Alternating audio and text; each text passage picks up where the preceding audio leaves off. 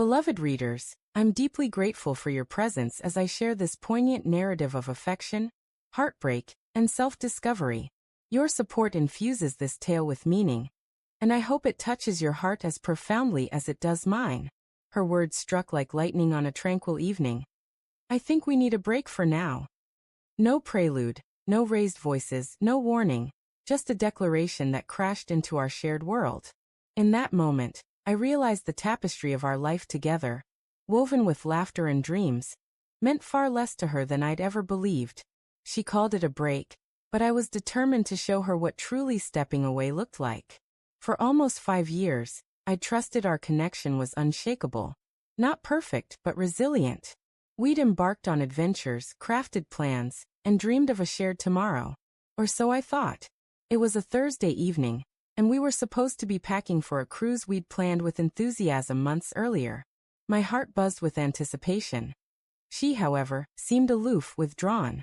Then came her devastating words, delivered with a calm that felt rehearsed. I need some time to myself. I stared, waiting for a sign it was a jest, a misunderstanding. Time to herself? From what? Our days had been filled with peace, not discord. But her eyes revealed the truth. She wasn't wavering or unsure. She was already gone. Why? I managed to ask, my voice barely audible. She offered a small shrug. I need space to figure out what I really want. Those words sliced deeper than any argument could. Space. We'd had freedom, moments to breathe, time to grow. What she sought was not space but an escape. From me, from our life.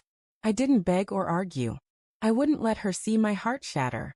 Instead I nodded, stood and said, "All right, take your space." But in my mind, a decision was taking shape. That cruise was non-negotiable, and I wasn't going to let it slip away. If she wanted distance, she could have it, alone at home, because I was going, and I wouldn't be by myself. Enter her closest friend, whom I'll call Sarah. This wasn't a premeditated plot. Sarah had always been a steady presence, especially when my girlfriend withdrew into her own world. She remembered things, like my birthday, that my girlfriend overlooked. We weren't particularly close, but there was an unspoken bond. After word of our break spread, Sarah sent a message. "I'm so sorry she hurt you. You deserve so much more." I lingered on her words, wondering if they held deeper meaning or were merely kindness. Then I took a leap. "Thank you," I replied. "Funny thing, I've got a cruise ticket with her name on it. Care to come along?" I expected a light-hearted refusal. Instead, after a long pause, she responded, "When do we leave?" On the day of the cruise, my ex texted, "Are you still going on the trip?" As if she thought I'd cancel. I answered with a photo of Sarah and me on the deck, glasses raised, the vast sea stretching behind us. No caption was necessary. Her typing indicator flickered on, off, on again, then disappeared. Her silence spoke volumes, more gratifying than any words I could have said. On board, things with Sarah began awkwardly. We both carried the weight of the situation. But as the days passed, something shifted. We laughed without restraint, explored new places, and danced under a canopy of stars. She listened, truly listened, in a way my girlfriend never did. Her gaze was open, sincere. One evening, with the soft lapping of waves against the ship, Sarah looked at me and said, "She never valued you the way she should have." I could have brushed it off, but instead I confessed, I didn't realize how much I was settling for until now. Her smile ignited something within me, and I knew this journey was no longer about proving a point. It was about rediscovering myself, understanding I'd been accepting less than I deserved.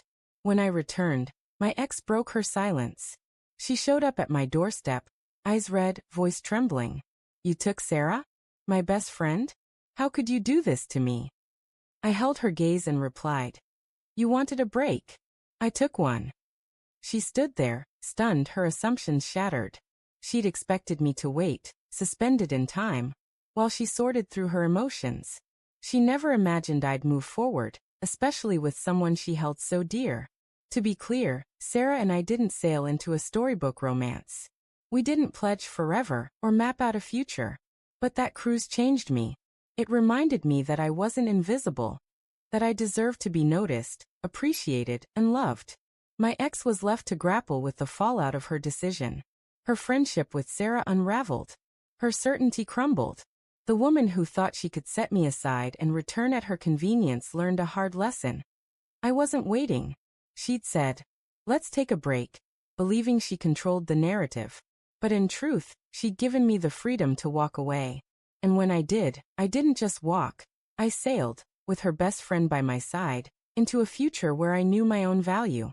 Thank you, cherished readers, for staying with this story to its conclusion. Your time and connection make sharing this journey all the more meaningful.